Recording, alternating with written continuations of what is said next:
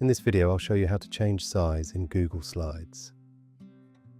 This is useful if you want to change your presentation from widescreen to standard size, or create a custom slide size. First, open your Google Slides presentation, go to the top menu and click File. Now scroll down and choose Page Setup. A small page setup box will open. Click the drop-down menu. Here you can choose a preset size, such as widescreen or standard.